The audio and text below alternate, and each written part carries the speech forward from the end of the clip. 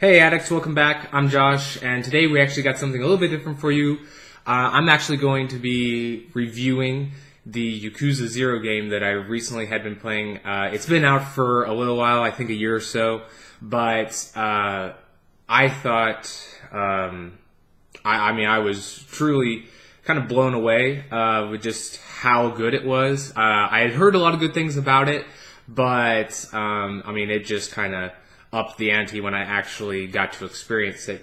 So I do have a written version for this on our site, which I'll put the link in the description in case you want to just go read it instead. I just thought I'd give you guys both things. But driving right into it, if you guys don't know what the story's about and you're kind of interested, or if you've played the other ones and then you don't know where this one lays, it's basically a prequel to the whole Yakuza series. It follows the beginnings and gives you some backstory into the true protagonist of the series, or at least the main protagonist and kind of a villain, which is Kiryu Kazuma and Goro Majima. And these they kind of have similar backgrounds, but their stories are very different. With Kiryu, he is a junior Yakuza that his sole job is to collect debts from people that are behind on their rent and are behind on their payments, and he has to, rough them up a little bit to get his payment. And so it follows a typical night. He's getting collecting this debt from somebody, gets it, drops it off to the person he's supposed to, goes out with his brother Nishiki, and they're enjoying their time until they see the news. And the police are actually reported that the person that he collected the debt from has been killed that previous night. And so this leads to a lot of pressure from the Dojima lieutenants who he reports to. And they are putting pressure on his family to deal with the consequences from Kiryu's actions, or his alleged actions. And it leaves him in a tight spot, and you get to see how he deals with that situation. On the flip side of that, we get Goro, which I can't remember what family he's a part of, but he was a part of another family actually, I think he was part of the Dojima family, if I remember right.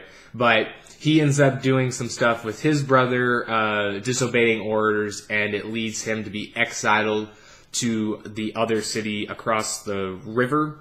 And he's not in a confined place, but the city is essentially his prison because he's not allowed to leave. He's doing good for himself. He's running managing one of the prestigious clubs there called the Grand.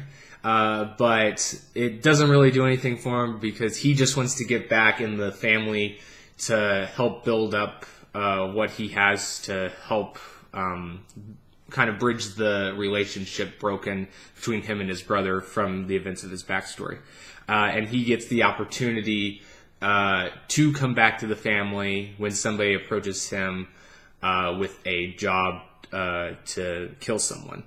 Now, getting into this, that's all I'll talk about for the story. I just wanted to say that the story was my favorite aspect of the game. I thought it was done really well. The characters are really likable, especially with Goro and Kiryu. Honestly, at the beginning, when you're first introduced, you might like one more than the other, but I think once you get to the middle, and especially towards the end, you grow to love these characters equally.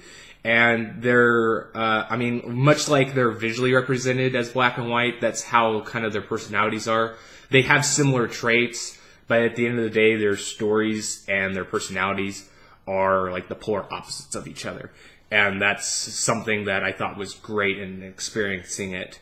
Like I said, there's a lot of side characters that you'll see. Most of them, I think, are important, whether they are a part of this story or if they're just subtly hinted for the rest of the series. I wouldn't know because this is the first one that I experienced, but overall the story was great. And if you're somebody that plays games for stories, this should really appeal to you. As far as the gameplay aspects, between the two characters, each character has their own fighting styles, and they give you a pretty good variety of each. For instance, Kiryu, he has 3 different fighting styles. He has a brawler, which is kind of like, like your typical thing, just uses punches and kind of like boxing. Then he has Rush, which is more of, I guess you could say martial artist type-esque. It's kind of like a mixture of a brawler and like martial arts, where it's kind of fast-paced punching, but you got some dodges and fast-moving paces in there. And then he has Beast fighting style, which is my favorite towards the end. I didn't like it when it was first introduced, but it was my favorite at the end of the game. And this one focuses on heavy attacks and using your environment. And you can level it up to be a little bit faster, so it's not so slow, but it's really fun to use with the variety. Now, Goro, he has a separate 3 fighting styles, which I immediately liked that they didn't just copy and paste between the 2 characters. Now, Goro, he has 3 fighting styles as well. He has his Thug, which is kind of like Kiryu's Brawler, but instead of more boxing, it's more of like street-level fighting. So he uses some more dirty moves, like he eye pokes people, or he'll like grab them in certain areas, and just kind of like that street level fighting. And then he also has one called Breaker, which was one of the most outlandish ones that I was like, I'm really surprised it's in here, but I wasn't complaining because it's really fun to use. And it's called Breaker because it uses breakdancing, and so that's basically all he does is breakdance and uses the moves to throw punches. And there's some really good finishers with that one. That's probably my favorite fighting stance for him. The third one, I will say, I mentioned it in my rating review that it's not great, but there are parts of it that are cool. It's called Slugger, and it's just him using a baseball bat, which it has a lot of reach, but the power, like the level that he hits, it's not much more noticeable, especially when compared to like Kiryu's Beast mode to his other fighting styles. But Slugger is also very slow, so it kind of makes it not very useful. It just has the reach factor. And the only reason why I say it's my least favorite is because between the 2 characters, they also have a 4th slot where they can hold weapons. And, a variety of weapons, which really opens it up, too, because you got spears, swords, stun guns, like you name it. And you can also get a baseball bat, too, and I think when you have the disposable bat, it works a little bit better than the slugger one. But that's just me personally. There are a lot of instances in the city that you can fight. So even though this, I would say, is a story-heavy game, you're not going to be just sitting there not doing anything. There's like, in the missions, you get a lot of people to fight. There's a lot of instances where you fight after fight. Just running around the city, you can pretty much fight anybody. I don't want to say anybody, but there's so many, like there's at least a group of people on every corner to fight. So if you want to brawl, you can have one pretty easily. As far as other side activities you can have, there is a huge variety. This isn't an open world, it's more of a sandbox, but they give you a ton of stuff to do. You can, like I said, brawl in the streets.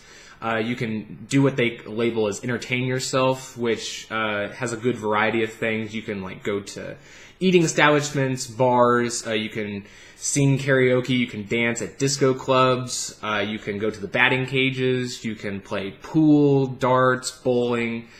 They even have 2 different types of underground fighting, so you can either go to one and be a participant in the fighting, or you can go to the other one and be like a spectator and use it as like a bidding. So there's a lot of variety in that regard. As also in the open world, they have side quests, which are really fun, and they offer really unique and memorable characters. I honestly think I could list all of the side quests just because of how unique each of them were. And they got different stages, so you do interact with them multiple times. And they actually do have, some of them do actually have uses later on after you complete the quests. but those can be found throughout the main, just exploring through the map. Along with that, we also have the business side of things, as I like to call it, because one of the things that it focuses around is, kind of like them beginning like a, I guess, empire, I guess you could say, or building their name. So Kiryu owns a real estate company, and he actually goes and buys more businesses, brings them into that so he can accumulate more money, and then he goes up against what a man called the Leisure King that actually owns a lot of turf. And then Goro, he has the club running, so he has the Grand, but the one that you would spend most of your time that makes a lot of money for you is the Sunshine Club. And I can't remember who the person is, but it's basically a competing networking of clubs. I think it's called Seven Gold Fingers or something like that. I don't remember. But so there's a side story for each of the business roles. And so not only can you progress to make yourself more money, get you stronger, but there's also a story to it that is pretty fun to interact with. As far as progression, they don't necessarily have levels in terms of like your character, but they do have a very intricate upgrading system where you can boost your stats, you can unlock new uses, like new abilities or finishers, stuff like that. I will say there were a few things that I guess you could say they're minor issues. For instance, sometimes the game is a little clunky in terms of the combat, to where like you're trying, like let's say there's a guy here, or there's multiple guys, and you want to punch them. Sometimes, depending on circumstances, you'll completely miss them, so you're just like punching at the air. And the only way I can really describe it is it kind of feels a little dated. Which makes sense because this is on an older engine than the other ones. But I don't know. There's like I said, it's not a big issue, but it's just one of those things that was kind of annoying at some parts. You notice it more towards the end where there's more people to fight against. But and there is a lock-on system you can use that kind of helps counteract that. But the lock-on system is not very intricate, I guess I could say. So, and also you can't use certain moves if you're in the lock-in system. So it's best to fight without it. And since there is no soft lock to speak of, you can easily miss your hits. But another one would be the progression. Overall, the progression system is really good. And because of the way the story's laid out, it makes sense when certain things are introduced. But, for instance, like your businesses, they're introduced a little bit later, like towards the middle or back half of the game. And so you don't really start to make a lot of money, the money that you really need for the the middle or upper tier upgrades until towards the end. So it may not, you may not get all of them unlocked unless you do grind a little bit. If you're just trying to go through the story and the quests real fast, I don't know if you would be able to get, 100% unlock, or in a sense overpowered to the point where you get to the end of the story. The third one, like I said, I mentioned before, was the slugger fighting style. I just thought they could have come up with something better, especially since I really did like Majima playing as him, and he has a lot of fighting instances, especially towards the end, that I really wish that there was just another one to switch to that, would be of greater help. With that being said, some, like, for instance, like the one gripe with progression, it just lets you experience the game more. This game has a lot of replay value in terms of just content. Like I said, you can go back and try to unlock the rest of the moves, see what you missed. But it's even greater in that aspect because they have different modes. So you can do like battle modes or co-op mode or New Game Plus. And so you can do new stuff while you're trying to unlock new things without just, going around doing tasks that you were doing since the beginning of the game. It's not like that. I mean, there's actually new stuff. So I would say there's a lot of replay value if you want to just, go in here and have fun and do stuff. As like final thoughts of the game, I really liked it. I actually liked it so much that I'm going to get Yakuza Kiwami, which is the sequel to this one, and then I also pre-ordered Kiwami 2, which is coming out late this August.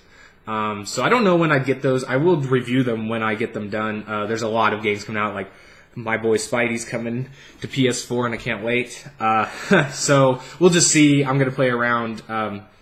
But yeah, it as a prequel story, I was really drawn in, and honestly, the story was so good, and it gripped me so much that I kind of forgot it was a prequel story. And so there was moments that I mean, I didn't think any of them would die, but there was moments that I was like, ooh, it was like a split second. I forgot that they were, kind of untouchable because they have their stories not done. And for it to do that, I thought that was really impressive. But I'd give you guys, this is a gotta have it game. If you haven't played it yet, I highly recommend you go check it out. There's a lot of variety to this game, and I think you could easily sink in 100 hours. Easily. The only thing that I will say left is if you're not huge on subtitles, you might want to look into it. I don't think there's a dubbed version for anybody that doesn't want to. So if you have trouble with subtitles or you just flat out hate subtitles, yeah, I would research it a little bit more to see if there's a dub, because there's a lot of dialogue, and if you're not used to reading subtitles, I could see somebody getting lost. But for me personally, I read a lot of, or I watch a lot of things that have subtitles, so it didn't bother me. This is a game, though, you'll sink a lot of hours in, so be prepared to read and interact with stuff at the same time. But anyway, guys, that concludes my review of Yakuza 0. If you want to check out the written version, like I said, link is in the description, and we'll see you guys next time. Later, Addicts.